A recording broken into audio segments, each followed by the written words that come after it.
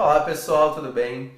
Vamos conversar um pouco hoje sobre um assunto que é polêmico, mas na verdade é a nossa realidade, é bastante importante.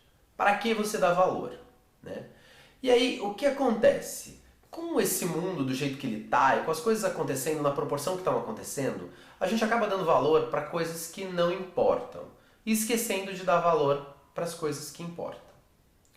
E aí, nisso, o que eu quero trazer para nós, para a nossa discussão semanal aí, para o nosso artigo semanal, para a gente rever se a gente realmente está dando importância para as coisas que valem a pena.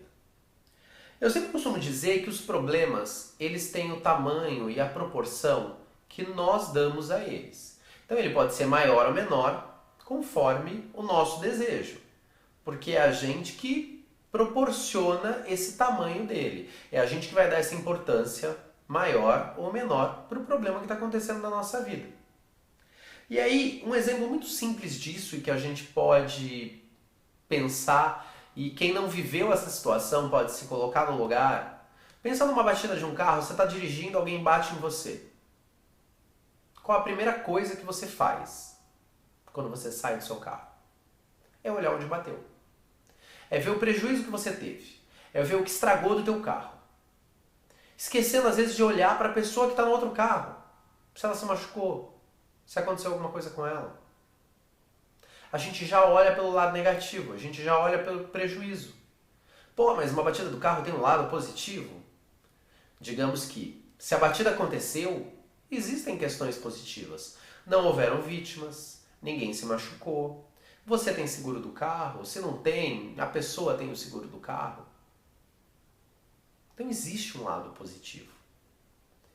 Eu não estou dizendo que a batida do carro pode ser positiva, mas existe um lado positivo em tudo. E aí, como a gente está muito próximo da Páscoa, e eu falei que a gente ia começar a falar sobre paixão de Cristo, eu quero trazer uns artigos, uns versículos, né, ao nosso artigo, uns versículos que são bastante importantes e que eu acho que eles podem traduzir de uma forma melhor o que eu quero dizer para vocês. E aí ele pode mostrar para nós a que Cristo dava valor, o que realmente importava para ele. E qual o legado que ele deixou? O legado que ele deixou todos nós já sabemos. Mas a gente pode ver aqui em Lucas 9:51, e aconteceu que, ao se completarem os dias em que devia ele ser assunto ao céu, manifestou no semblante a intrépida resolução de ir para Jerusalém. Então a gente pode ver que dessa forma ele já sabia o que ia acontecer e estava muito próximo os dias e ele se manteve resoluto. Em João 8, de 1 a 2, a gente pode ler também que mesmo ele sabendo o que ia acontecer, ele não mudou sua rotina. Jesus, entretanto, foi para o Monte das Oliveiras, de madrugada. E voltando ao templo, todo o povo ia ter com ele. E assentado, os ensinava. Então ele não se recolheu, ele não ficou com medo, ele não fugiu.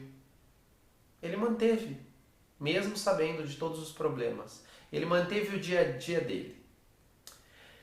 Em Marcos 10, 32 a 34, a gente pode ver que Jesus já sabia todas as torturas que ele sofreria. Mas ele se importava com as pessoas. E ele se importava com o plano total. Então ele não desistiu. E aí a gente pode ler aqui assim: estavam de caminho, subindo para Jerusalém. E Jesus ia adiante dos seus discípulos. Estes se admiravam e o seguiam tomados de apreensões. E Jesus, tornando a levar à parte os 12, passou a revelar-lhes as coisas que lhe deviam sobrevir, dizendo: eis que subimos para Jerusalém, e o Filho do Homem será entregue aos principais sacerdotes e escribas. Estes condená-lo-ão à morte e o entregarão aos gentios, que hão de escarnecê-lo, cuspir nele, açoitá-lo e matá-lo. Mas depois de 3 dias ressuscitará. O que a gente pode concluir de tudo isso é que Jesus tinha na sua mente o que realmente importava, o que ele dava valor. Mesmo sabendo tudo que eu citei acima, ele deu valor ao que ele estava fazendo, a forma positiva, as coisas boas que iam acontecer, e não a forma negativa. E aí uma coisa que eu quero perguntar para nós: que importância você dá para sua família? Que importância você dá para a sua saúde? Que importância você dá para o seu teto, né? Para a sua casa, para a sua cama, para o seu cobertor? Que importância você dá porque você tem o que comer todos os dias? Que importância você dá para o seu emprego? Mesmo ele não sendo hoje exatamente o emprego que você gostaria. E aí, na maioria das vezes, a gente gasta energia e gasta força dando importância para as coisas negativas. Como diz o velho ditado, olhando para a grama do vizinho que é mais verde. Mas por que a grama do vizinho é mais verde? Porque ele cuida bem dela. Será que a gente está cuidando bem da nossa grama? Como cuidar bem? Dando valor para o que a gente tem. A gente tem e a gente é exatamente o que Deus quer para a gente nesse momento. E pode ser que você não entenda o porquê, porque a gente olha só para o micro, a gente não consegue ver o macro, o plano todo. E aí a gente não entende por que aquilo acontece daquela forma, por que aquilo é assim. Mas sabe qual a melhor forma da gente superar tudo isso? É respondendo a próxima pergunta que eu vou te fazer. Que importância você dá a Deus na sua vida? A gente esquece de dar importância a Deus. Porque tudo que a gente tem, Ele nos deu. Ele nos deu a vida. Se nós abrimos o olho todas as manhãs, é porque Ele quer. Se temos um dia lá fora nos esperando, é porque Ele quer. Se temos um emprego, o carro ou o transporte público, a comida, a família, alguém que a gente deixa em casa nos esperando e alguém para quem a gente quer voltar à noite. Se a gente tem o dinheiro para gastar na balada, tudo isso Deus nos proporciona. E às vezes a gente esquece de agradecer, a gente esquece de falar um oi para Ele. Lembra de falar um oi para Ele. Lembra de dar importância, porque Ele faz muito por você. Ele faz muito por mim, Ele faz muito por todos nós. E uma coisa você pode ter certeza, Ele conhece o teu coração, Ele conhece os teus pensamentos, Ele sabe exatamente como você é. Sabe por quê? Porque Ele te fez assim. Então se alguém fala pra você que você tá errado, que você não deveria ser assim, não acredita. Porque Deus te fez desse jeito. Deus te criou exatamente como você é. Então, Ele te queria dessa forma. Não tenha dúvida disso. Deus te ama exatamente como você é. E o que você pode fazer para que a sua grama seja mais verde? Regá-la. Como você rega a sua grama? Agradecendo. Dando o valor certo a tudo que você tem.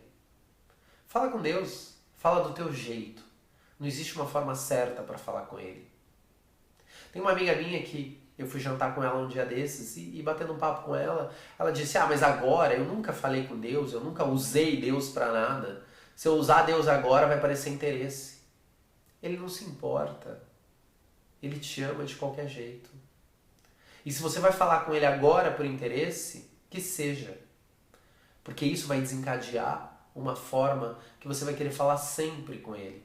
Porque você vai ver que quando você pediu, Ele te atendeu. Acredita nisso. Como eu sempre digo, 7 dias com Deus e a tua vida muda. Muda de tal forma, de tal proporção, que você vai querer 70 vezes 7. E aí a sua grama vai crescer cada vez mais verde. E você não vai precisar mais olhar para a grama do vizinho. Porque a sua vai estar tão bonita quanto a dele. Então acredita, confia. Porque Deus, Ele te ama exatamente como você é. Espero que vocês tenham gostado do artigo, espero que esse nosso bate-papo tenha valido a pena e espero que a gente possa, com tudo isso, aprender um pouco mais e mudar a nossa atitude. Porque se a gente está em posição de vantagem, com tudo isso que a gente tem pessoas que estão em posição de desvantagem. E se elas estão em posição de desvantagem, nós podemos ajudá-las. Nós podemos também regar um pouco o jardim dessas pessoas. Pensa que você pode ajudar o próximo. Que por menos que você acha que você tem hoje, você ainda tem mais que muitas pessoas. Pensa nisso. Vocês têm uma semana iluminada e abençoada por Deus. E a gente volta a se falar daqui a uma semana. Deus abençoe a todos vocês.